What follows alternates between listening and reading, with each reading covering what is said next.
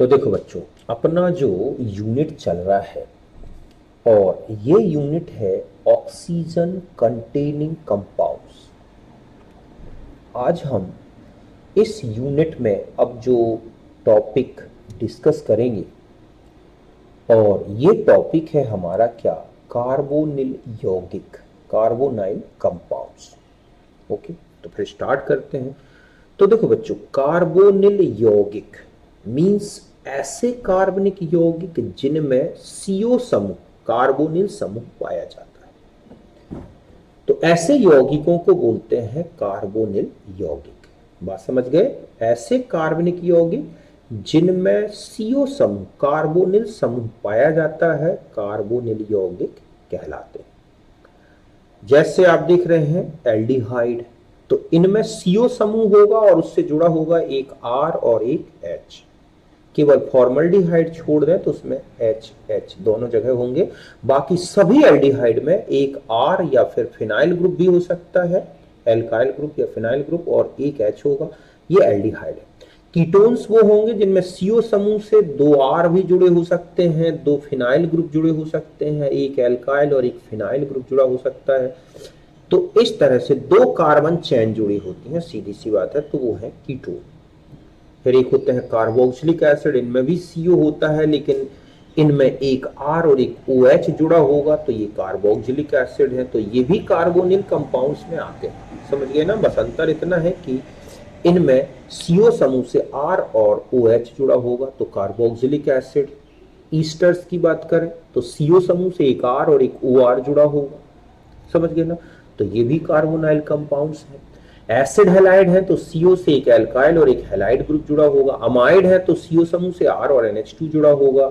Anhydride है तो CO से आर और OCOR जुड़ा होगा। तो इस तरह से ये है कार्बोनिल यौगिक। समझ गए ना कि ऐसे यौगिक जिनमें क्या दिखाई देता है आपको, सीओ समूह, तो उनको बोला गया है कार्बोनिल यौगिक। और इनमें aldehydes, ketones, carboxylic acid, ester, acid halide, amide, है ना, एसिड एनहाइड्राइड, ये सब आते हैं। तो इस चैप्टर में हमें जो पढ़ना है, एक तो एल्डिहाइड कीटोन्स और एक कार्बोक्सिलिक एसिड की डिटेल। बाकी जो है एस्टर्स, एसिड डेरिवेटिव मतलब जो कहलाते हैं, इन सब का ज्यादा डिटेल यहाँ पे नहीं दिया गया। ओके, तो आगे बढ़ते हैं। अब हम सबसे पहले डिफाइन कर लें एल्डिहाइड। देखो, एल्डिहाइड्स का मतलब ये होगा कि जो सीओ समूह है उनमें आर और एच या फिर फिनाइल ग्रुप जुड़ा हो सकता है, बेंजीन वलय जुड़ी हो सकती है। तो जब आर जुड़ा है तो ये एलिफैटिक एल्डिहाइड्स कहलाते हैं बच्चों, या फिर फॉर्मल्डिहाइड। इसका एक एक्सेप्शन दिख रहा है जिसमें दोनों एच जुड़े हैं, बाकी जितने भी एल्डिहाइड होंगे एलिफैटिक, समझ गए ना, उन सब में जो है हमेशा एक आर और एक एच जुड़ा होगा। फॉर्मल्डिहाइड ही ऐसा है जिसमें दोनों एच जुड़े हैं, लेकिन प्रॉपर्टी एल्डिहाइड की मिलती है। एरोमेटिक एल्डिहाइड वो कहलाएंगे जिनमें एक बेंजीन वलय या एरोमेटिक वलय जुड़ी होती है। अब एरोमेटिक वलय बेंजीन भी हो सकती है या कोई भी एरोमेटिक वलय हो सकती है। ओके, तो ये एल्डिहाइड है। अब इनका साधारण नाम है, तो जो भी एल्डिहाइड के ऑक्सीडेशन से एसिड बनता है ना, उसका एक एसिड हटा के, ठीक है, क्या एक एसिड टर्म हटा के और एल्डिहाइड जोड़ दिया जाता है। जैसे है ना, अभी हम एक देखते हैं, तो एसिड मतलब है, साधारण नाम ऐसे किया गया है कि जो एल्डिहाइड लिया गया है उसमें हम ऑक्सीडाइज करके एक कार्बोक्सिलिक एसिड बनाए, उस एसिड का एक एसिड हटा के एल्डिहाइड जोड़ दें तो बन जाएगा साधारण नाम। और IUPAC सिस्टम में इनको बोला जाता है एल्केनेल या एल्केनेल। समझ गए ना कि जितने भी कार्बन का एल्डिहाइड है वो कार्बन काउंट करके और उसके करस्पॉन्डिंग वर्ड रूट लेके प्राइमरी सफिक्स एन लगा दें और ई हटा के AL लगा दें तो हो जाएगा कार्बन, ठीक है, एक एल्केनेल। जैसे एग्जांपल से समझते हैं, ये है फॉर्मिक एसिड, ठीक है। सॉरी, यहां पर हम आ जाएं तो 2 मिनट रुकें। यहां पर हम अगर लें तो HCHO, इससे बनेगा फॉर्मिक एसिड COOH। तो इस फॉर्मिक एसिड का एक एसिड हटा के और मैंने एल्डिहाइड लगा दिया, तो ये नेम हो गया इसका क्या, फॉर्मल्डिहाइड। समझ गए ना कि ये कह रहा है कि जो भी एल्डिहाइड लिया है उसको कार्बोक्सिलिक एसिड में बदल लो, उस एसिड का एक एसिड हटा के एल्डिहाइड लगा दो, तो बन गया फॉर्मिक एसिड का फॉर्मल्डिहाइड। और आईयूपीएसी सिस्टम में देखें तो एक ही कार्बन है, तो मिथेन हो गया वर्ड रूट, ठीक है, इसका जो है मैथ है, और सैचुरेट हो गया, कार्बन चेन सैचुरेट होती है पूरे, आगे नहीं होती, मतलब एक ही कार्बन है, तो मेथेन हो गया, और ई हटा के एल लगा दिया तो हो गया मैथेनैल। ठीक इसी तरह से CH3CHO, यहां पर अगर हम ले लें CH3CHO, तो इसका एसिड होगा CH3COOH, एस्टिक एसिड। तो उसमें से एक एसिड ये हटा दिया और एल्डिहाइड जोड़ देंगे तो हो गया एसीटल्डिहाइड। क्या हो जाएगा, एसीटल्डिहाइड। ठीक इसी तरह से बेंजल्डिहाइड जैसे होता है, तो इसका जो एसिड होगा वो होगा बेंजोइक एसिड, तो इसमें से एक एसिड हटा के एल्डिहाइड लगा दिया तो हो गया बेंजल्डिहाइड। बेंजीन कार्बेल्डिहाइड भी इसको आईयूपीएसी सिस्टम में लिया गया है। जब किसी भी रिंग में या किसी भी कार्बन श्रृंखला में CHO ग्रुप जुड़ा हो और उसका कार्बन काउंट ना हो रहा हो, तो CHO का जो सफिक्स होता है वो है कार्बेल्डिहाइड। तो इस तरह से इनका आईयूपीएसी नेम और कॉमन नेम किया गया है। तो यहां तक आप समझ गए होंगे एल्डिहाइड में। तो आपको मेनली ये 3 एल्डिहाइड अच्छे से रट लेना है, फॉर्मल्डिहाइड, एसीटल्डिहाइड और बेंजल्डिहाइड। और कीटोन्स में सबसे ज्यादा यूज होगा एसीटोन, ठीक है। यदि इसमें लिखा है कि यौगिक में 2 एल्डिहाइड समूह हो, तो एक एल्डिहाइड के कार्बन से अंकन प्रारंभ करके दूसरे एल्डिहाइड कार्बन में अंकन समाप्त करते हैं, और आईयूपीएसी नेम होगा एल्केन XY डाइनेल। समझ गए ना। तो इस तरह से डाई एल हो जाएगा, डाइनेल नहीं, ये हो जाएगा डाई एल। ये जैसे ये है, अब आप देख रहे हैं इसमें कि 4 कार्बन है, तो हो गया ब्यूटेन, मतलब यहां से नंबरिंग करें 1 2 3 और 4, तो हो जाएगा ब्यूटेन 1,4 डाई एल। ठीक इसी तरह से यहां से करें 1 2 3 4, तो हो जाएगा 2 मिथाइल ब्यूटेन 1,4 डाई एल। इसमें एल्केन में जो ब्यूटेन का ई नहीं ड्रॉप हुआ बच्चों, ये नहीं हटाया गया, क्यों, क्योंकि इसका जो कंप्लीट सफिक्स है वो डी से सही माना जाएगा, डी से स्टार्ट माना जाएगा, ठीक है। तो 2 CHO हो और वो भी एलिफैटिक कार्बन चेन में, तो एक से नंबरिंग स्टार्ट करनी है, दूसरे में एंड करनी है, नंबरिंग वहां से करें जो वहां से साइड चेन नियरेस्ट हो। साइड चेन में कितने भी कार्बन हो उसको सिलेक्ट नहीं करना, केवल यही रूल याद रखना है, एक एल्डिहाइड से स्टार्ट करना है और दूसरे एल्डिहाइड में फिनिश करना। बात क्लियर है। फिर हम आते हैं कि यदि यौगिक में 3 या अधिक CHO समूह हो, तो इन समूहों के कार्बन नहीं लिए जाते, केवल हाइड्रोकार्बन श्रृंखला के कार्बन वर्ड रूट के निर्धारण में आएगा तथा कार्बल्डिहाइड अनुलग्न आता है।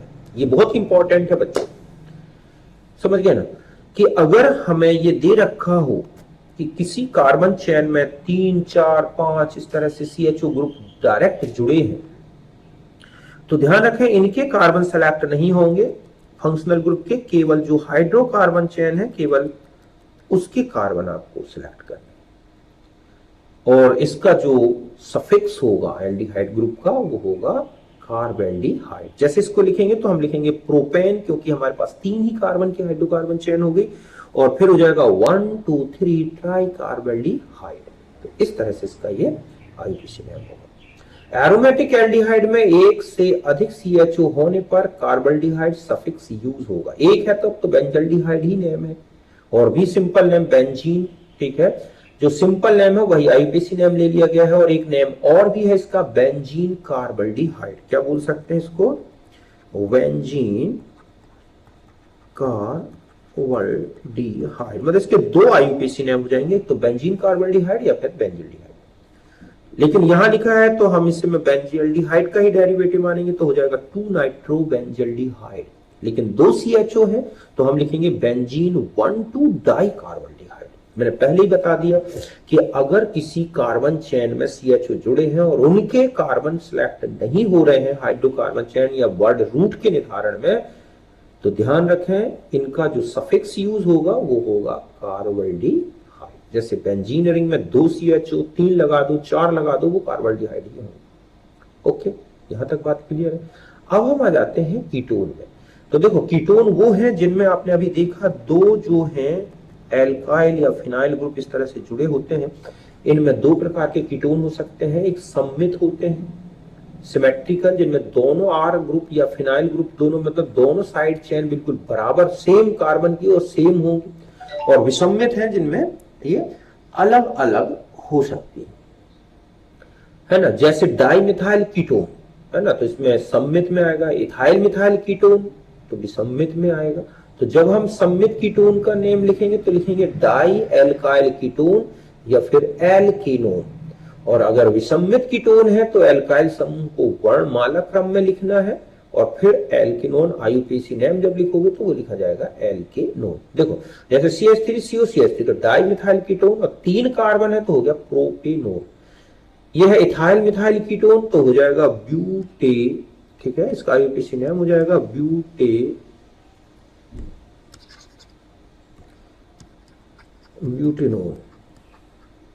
इस तरह से अगर 3 से ज्यादा 4 से ज्यादा कार्बन हो रहे हैं तो फिर हमें CO समूह की पोजीशन भी देनी होगी, मतलब उसका लोकेंट नंबर N और ON के बीच में जोड़ना होगा। इस तरह से इनके IUPAC नेम होते हैं। ठीक इसी तरह से C6H5C डबल बॉन्ड OCH3, तो इसका IUPAC नेम और सिंपल नेम एक ही है, एसीटोफिनोन,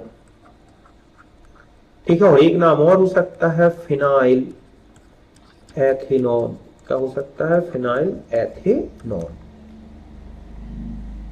और अगर मान लो दोनों फिनाइल है तो उसका है बेंजोफिनॉन या फिनाइल, ठीक है, डाइफिनाइल मेथिनोन। मतलब एक अगर हम इसको एक और यहां पर एग्जांपल बता दूं कि लिखा है C6H5CO, तो इसको बोलते हैं बेंजोफिनॉन। ये तो है इसका सिंपल नेम भी और IUPAC नेम भी, और हो जाएगा डाइफिनाइल मैथेनोन। क्या हो जाएगा? डाइफिनाइल मैथेनोन। क्योंकि साइड चेन में फंक्शनल ग्रुप है तो उसको मैन लिया जाएगा। तो इस तरह से कीटोन के नेम होते हैं। यहां तक बात क्लियर है? फिर आगे बढ़ते हैं।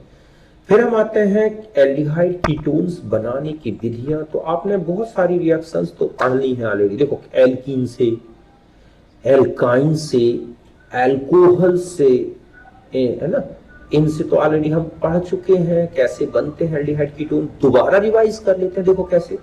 पहला है एल्कोहल से।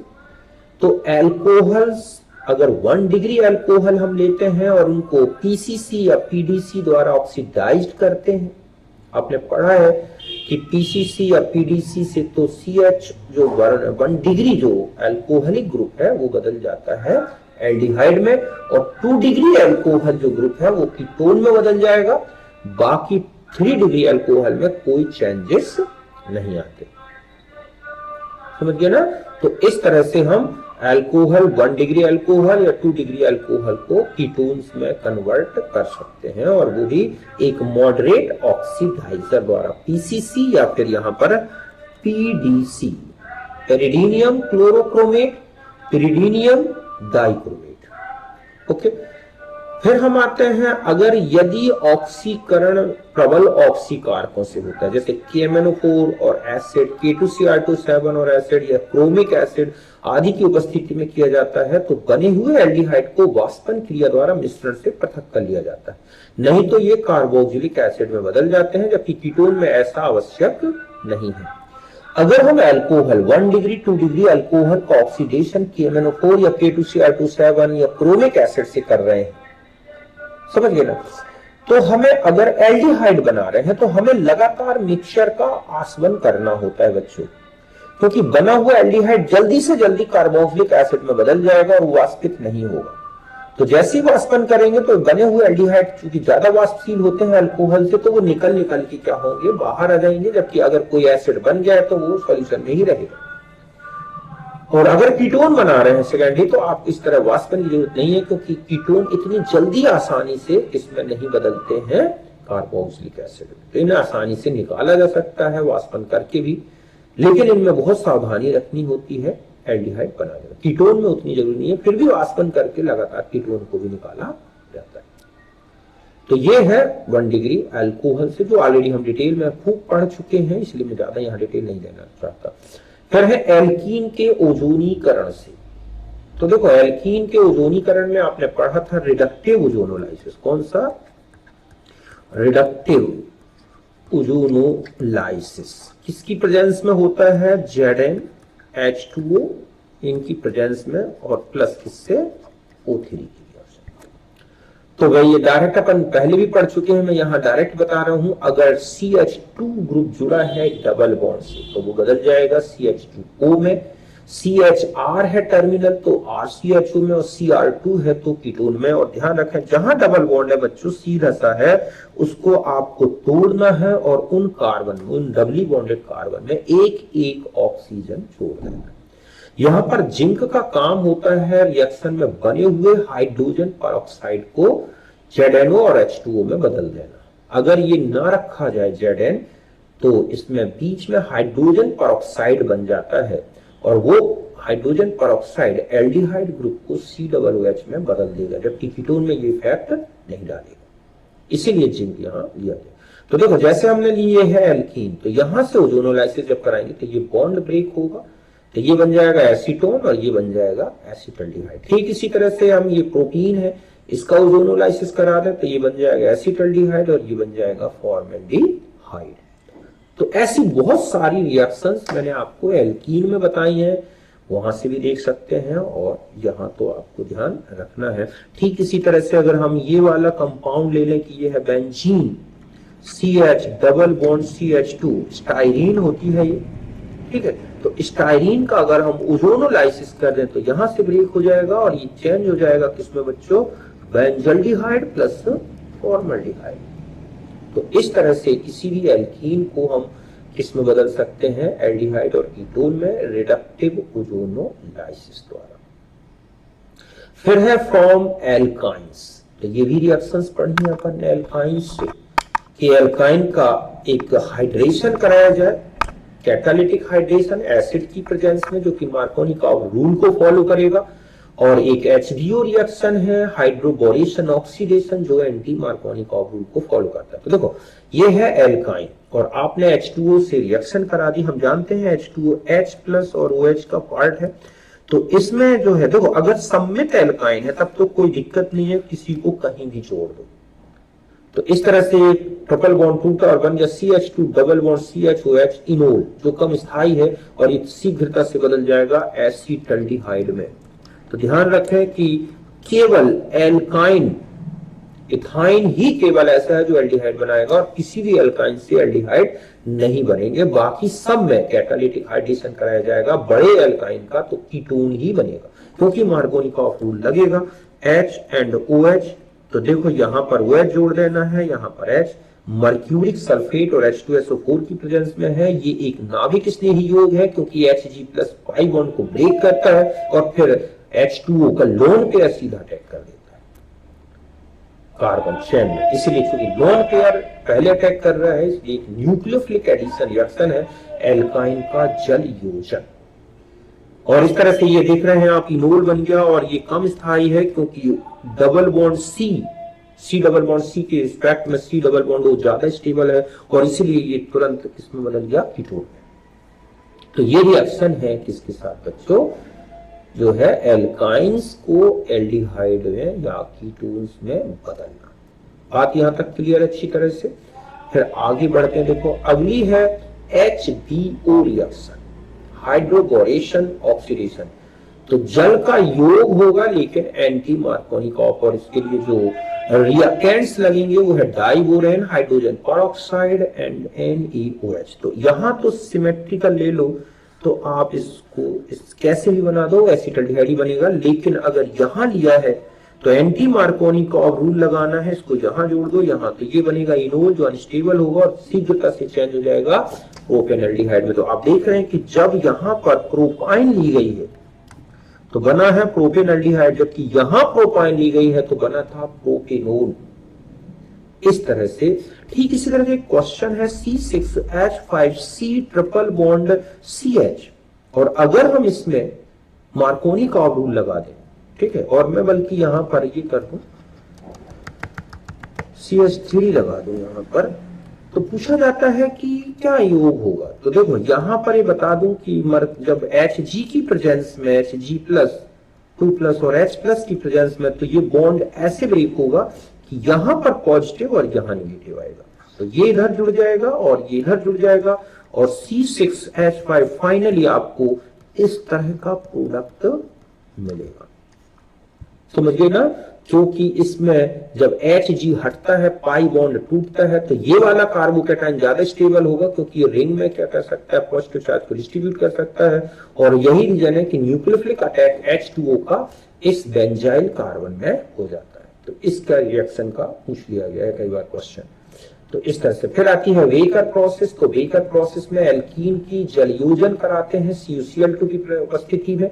तो पहले बन गया अल्कोहल, जो कि PdCl2 की प्रेजेंस में 2H निकाल देगा, और इस तरह से CH2OH को किसमें कन्वर्ट कर देगा, CHO में। ठीक इसी तरह से प्रोपाइन की रिएक्शन होगी, तो ये बन गया अल्कोहल, बाद में PdCl2 से ये बन जाएगा कीटोन। तो इसमें मार्कोनी का रूल लगा के करा देना है। तो ये है वेकर प्रोसेस, जिसमें PdCl2 कैटालिस्ट का काम करता है, उसके 2HCl 2Cl मतलब अल्कोहलिक ग्रुप को ऑक्सीडाइज करके एल्डिहाइड या कीटोन में कन्वर्ट कर देते हैं। फिर आते हैं ग्रिग्नार्ड रिएजेंट से। तो ग्रिग्नार्ड रिएजेंट लगभग सब जगह यूज हुआ है बच्चों। तो यहां पे बता दूं एल्डिहाइड कीटोन में भी आया है बनाने में। तो देखो ये है HCN हाइड्रोसाइनिक एसिड और RMGX की रिएक्शन करा दें, तो R माइनस होता है यहाँ पर RMGX में, तो ये जुड़ जाएगा कार्बोनाइल कार्बन में, और N से जुड़ जाएगा MGX, और एक ये एडिशन कंपाउंड बन गया। बाद में इसका जल अपघटन होगा। तो यहां से ये ब्रेक कर दें, हम ऐसे एक समझने के लिए लिखा है, एक्चुअली मैकेनिज्म थोड़ा दूसरे प्रकार से है। तो ये बदल गया HC double bond OR plus ammonia plus A. इसी तरह से अगर हम एक एल्काइन नाइट्राइल ले लें, तो R यहां पर कार्बन में जुड़ेगा, और यहां से फिर वही ऑक्सीडेशन या हाइड्रोलिसिस करा दो आप, तो इस तरह से कीटोन बन जाएंगे।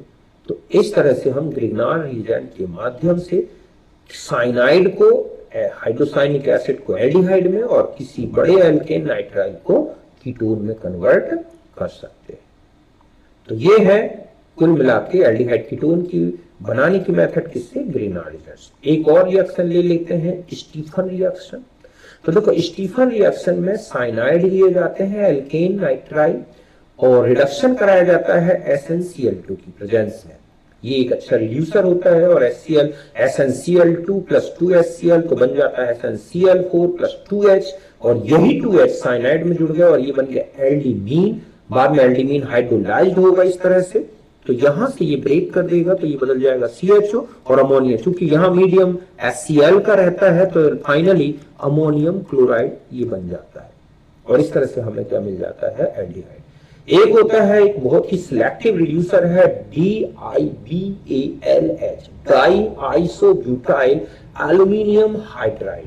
ये LiAlH4 जैसा ही रिड्यूसर है, लेकिन इसका काम है साइनाइड ग्रुप को, COOR ग्रुप को या COX ग्रुप को किसमें कन्वर्ट कर देना बच्चों, एल्डिहाइड ग्रुप में। मतलब यहां पर DIBAL एक हाइड्रोजन देता है, इसका रिड्यूसर H माइनस की तरह वाटर से H प्लस आता है और एल्डिमीन बन जाता है। बाद में एल्डिमीन जो होगा वो चेंज हो जाता है, वही हाइड्रोलाइज्ड कर दिया जाए HCl की प्रेजेंस में, तो ये जो है इस तरह से एल्डिहाइड में चेंज हो जाएगा, है ना। एस्टर लोगे तो पहले H माइनस OR को हटा देगा, एल्डिहाइड ग्रुप आ जाएगा। मतलब ये पूरा का पूरा जो है इतना ग्रुप तो निकल जाएगा ROH की तरह, यहां जाएगा प्लस, तो ये माइनस आके जुड़ गया, CHO बदल गया, बाद में वही रिएक्शन हो जाएगी। ठीक इसी तरह से RCOX लोगे तो ये जो ये वाला पार्ट है माइनस में रहेगा, ये प्लस में, तो ये तो निकल गया H प्लस के साथ, और इस तरह से तो यहां पर DIBAL लिया जाए, BALH, तो ये है साइनाइड को, एस्टर को और एसिड हैलाइड को एल्डिहाइड ग्रुप में रिड्यूस कर देता है। तो इस तरह से लगभग वही रिएक्शन है स्टीफन गैस की, बस अंतर इतना है कि इसमें 2H इससे आए थे एसेंशियल से, इसमें 2H एक वाटर से, एक DiBH से आता है। ठीक है, यहां पर एक रोडजनमुंड रिडक्शन रिएक्शन और ले लेते हैं, एसिड हैलाइड लिए जाते हैं। ठीक है, तो एसिड क्लोराइड ब्रोमाइड इस तरह से, और इनका रिडक्शन कराया जाता है PDBaSO4 और H2 से। यहां पर BaSO4 क्वाइनिलीन या फिर PD/C ये भी ले सकते हैं। तो यहां पर C हो या BaSO4, इसका काम होता है कि बने हुए एल्डिहाइड को आगे रिडक्शन से रोकना, मतलब एक बार ही रिडक्शन करता है CO का CHO में। अगर ये ना मिलाया जाए BaSO4 या फिर कार्बन ना मिलाया जाए, यहां पर यह करके लिख सकते हैं लिंडलर कैटालिस्ट कहलाता है, तो ये आगे अल्कोहल में कन्वर्ट हो जाएगा। तो यहां लिखा है PD उत्प्रेरक तथा BaSO4 उत्प्रेरक विष का कार्य करता है तथा एल्डिहाइड को अल्कोहल में अपचयन होने से बचाता है। तो और भी मेथड्स हैं अभी एल्डिहाइड कीटोन्स बनाने की, अभी मैंने यहां तक ही बताई हैं कुछ इंपॉर्टेंट। तो ये था हमारा अभी एल्डिहाइड कीटोन्स का पार्ट जिसमें हमने अभी प्रिपरेशन देखा। ठीक है, अगले टर्म में हम पूरा प्रिपरेशन कंप्लीट करके इनकी प्रॉपर्टी डिस्कस करेंगे।